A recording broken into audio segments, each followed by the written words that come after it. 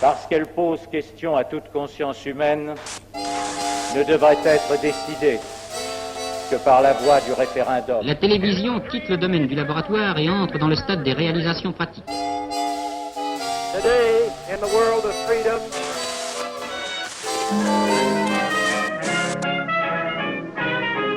Au studio des PTT, les nouveaux appareils de transmission sont braqués sur les interprètes de cette séance de gala diffusée par la Tour Eiffel.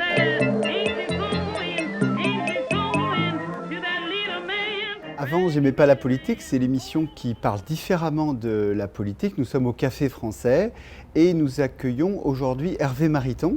Merci d'avoir accepté notre invitation. Vous avez été, et vous êtes toujours, député de la Drôme, ça fait 23 ans déjà. Oui, avec une petite interruption, parce que parfois on est battu, parfois on gagne. Et vous êtes aussi maire de Cré, dans la Drôme. Très jolie petite ville. Et donc ministre de l'Outre-mer en 2007, c'était le gouvernement de Dominique de Villepin. Exact. Vous êtes candidat pour être le candidat de la droite aux élections présidentielles. Pourquoi cette candidature ?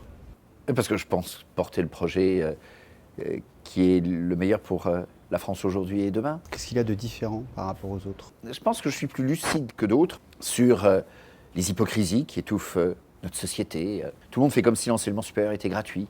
C'est faux. Beaucoup d'écoles sont payantes, de préparation sont payantes, les frais d'études, les frais de transport, les frais de logement. Donc je propose un financement de l'enseignement supérieur. Je suis le seul à dire ça. Les autres font comme si c'était gratuit.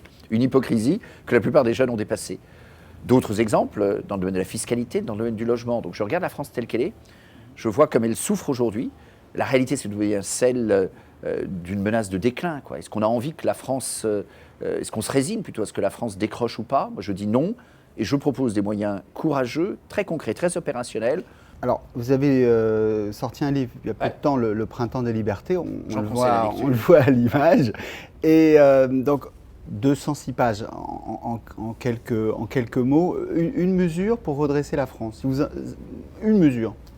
Dans le domaine de la fiscalité. Vous êtes demain président. Oui, dans le domaine de la fiscalité, l'impôt universel et proportionnel, plutôt que le système extraordinairement complexe qu'on a aujourd'hui, théoriquement redistributeur, en réalité mité par une ribambelle de niches fiscales. C'est un exemple même d'hypocrisie à la française.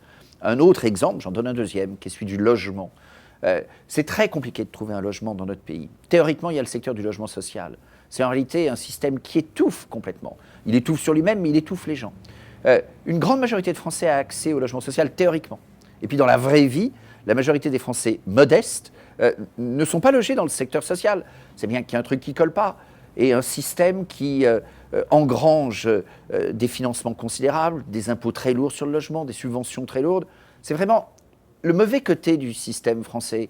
Les Shadocks, comme on aurait dit il y a quelques décennies, on pompe, on verse. Donc on prélève de l'impôt, on verse des subventions, chemin faisant, il y a beaucoup de pertes en ligne. Vous trouvez que la primaire, c'est une bonne chose pour la démocratie française ? La primaire a un immense avantage. C'est que, d'abord, c'est une manière de choisir le représentant de la droite et du centre. Et puis aussi, chacun d'entre nous, aujourd'hui, candidat aux primaires dans un bouquin, pour ma part, le Printemps des libertés, d'autres bouquins, on dit, avec plus ou moins de précision, je l'ai fait avec beaucoup de précision, ce que l'on veut pour notre pays demain. Donc ça permettra aux Français, au moment où ils voteront, aux primaires, mais ensuite dans la vraie élection, d'être bien mieux éclairés que jamais sur le programme et l'action du futur président. On essaye dans cette émission d'aller chercher un peu la boîte noire de la décision qui vous a conduit à faire de la politique. Alors pour vous, c'était à quel âge ? Adolescent, jeune, peut-être enfant ? Est-ce que vous avez C'est un mélange de l'enfant, de l'adolescent, du jeune adulte. Il y a deux dimensions. La première, c'est quelqu'un qui, à l'issue d'une bonne scolarité polytechnique, s'engage dans le service public et pour le service public, mais qui veut incarner ce service du public. Vous avez le travail très louable du fonctionnaire qui sert, et puis vous avez celui de l'homme politique qui sert, mais qui sert en allant directement au front.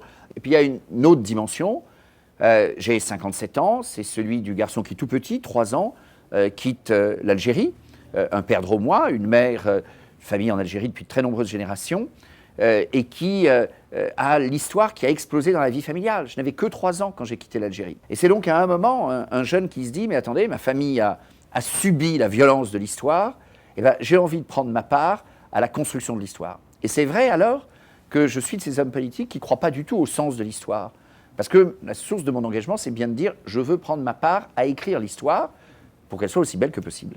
Donc pas de vision hegelienne, rien n'est écrit. Pas de vision fataliste, pas de vision déterministe, que ce soit l'économie, l'évolution de la société, à nous d'écrire. On peut le faire mal, on peut le faire bien.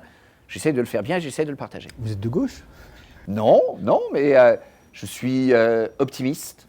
Parce que cet engagement, c'est aussi une volonté d'optimisme. Vous avez 57 ans. Ouais.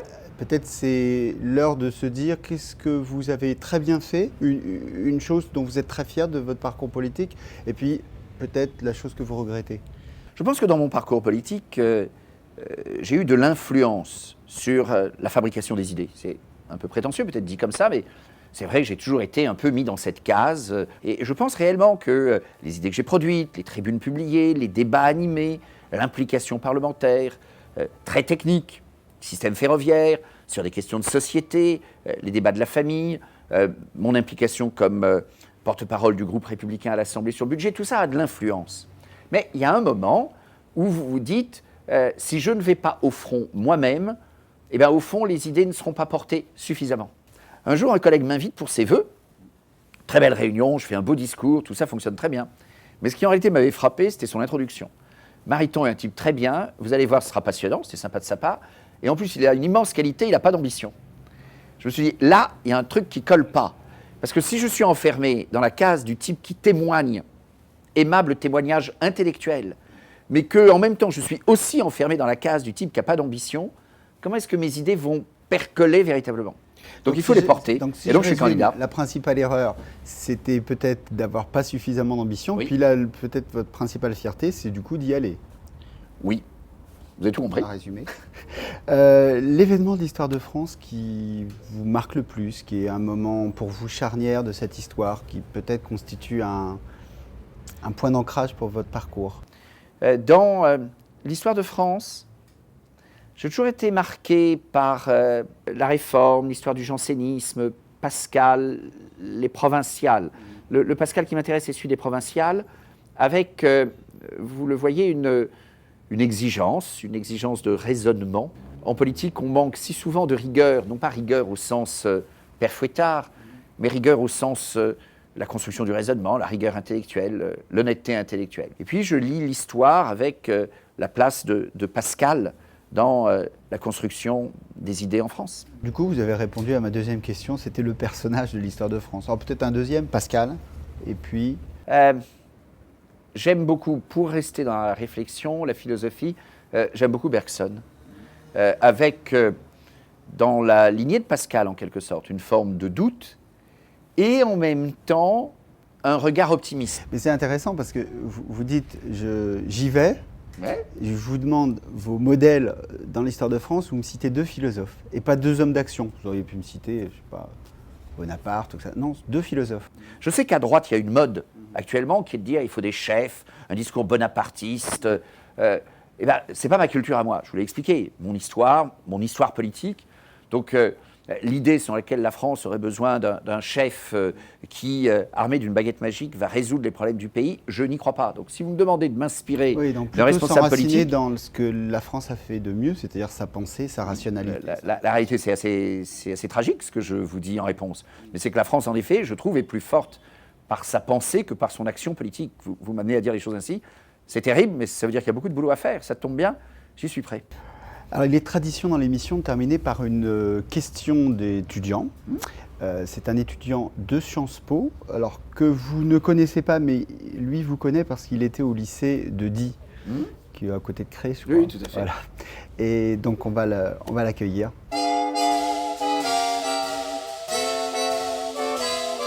Bonjour Monsieur Mariton, n'est-il pas contradictoire d'être libéral d'un point de vue économique et conservateur sur les questions de société ? Mais les deux vont ensemble pour le bonheur de la France de demain. Je dis simplement que la réalité que je décris, curieusement, est refusée par beaucoup en France. Parce qu'en France, il y a beaucoup d'antilibéraux. Or, c'est tout de même bien une des rares voies qu'on n'a jamais vraiment explorées pour le sursaut de notre pays. Je trouve que ces deux dimensions sont puissantes pour construire le monde de demain. Pour aller au vent du large, il faut connaître ses ancrages. Mais, formule d'aujourd'hui, si vous le voulez, mais proverbe, expression talmudique beaucoup plus ancienne, la responsabilité des parents, c'est de transmettre à leurs enfants des racines et des ailes. Cette question, c'est celle de la liberté et des valeurs, on peut le dire de bien des manières. Il n'y a qu'en France qu'on est si allergique au mot de libéral et au mot de conservateur. Il n'y a d'ailleurs aussi qu'en France que certains veulent absolument opposer les deux, expliquent que ce serait antinomique, que ce serait un oxymore. Mais je dis que dans le monde d'incertitude, dans le monde de compétition, dans le monde d'affrontement parfois, qui est le monde d'aujourd'hui, et dans lequel la France ne doit pas être naïve, la France doit essayer, et les Français, de gagner cette compétition pour améliorer notre niveau de vie. Je considère que si véritablement on veut avoir ce regard optimiste sur l'avenir qui manque tant en France, aux jeunes Français, aux moins jeunes aussi, eh bien on a besoin de savoir avec plus de force qui on est, d'où on vient, où on va. Merci Hervé Mariton. C'était avant, j'aimais pas la politique, mais ça, c'était avant. Ah oui. On vous retrouve pour l'élection primaire et puis le Printemps des libertés, votre dernier ouvrage. Merci, bonne soirée. Parce qu'elle pose question à toute conscience humaine, ne devrait être décidée que par la voie du référendum. La télévision quitte le domaine du laboratoire et entre dans le stade des réalisations pratiques. Today, in the world of freedom,